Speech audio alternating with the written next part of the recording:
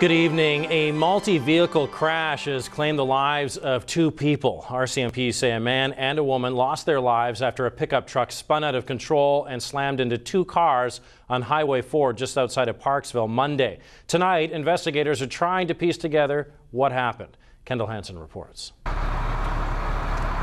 As Aerosmith Towing pulls this GMC pickup out of a bay where mechanics inspected it, it becomes very obvious just how great the impact was during this fatal crash.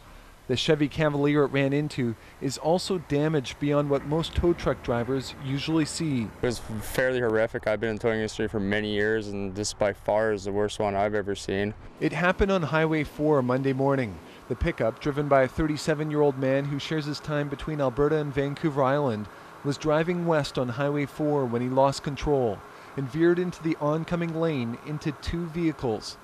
He was ejected from the truck. His 8-year-old daughter sustained serious injuries. We learned that from one witness that their vehicle had been passed by the pickup truck that was involved in this collision.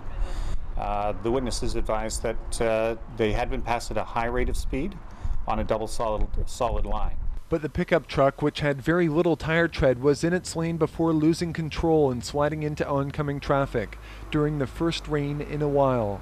The tires did appear to be worn, but to what extent, again, we're still waiting for the mechanical on that to say whether they were still within the regulation. And once we do get some moisture, we had some light rain, that moisture brings that dust and the oils to the surface and makes the road surface much more slipperier than normal. There were 6 people in the 3 vehicles, 3 of them airlifted to Victoria General. BC Ambulance took 2 others also to hospital.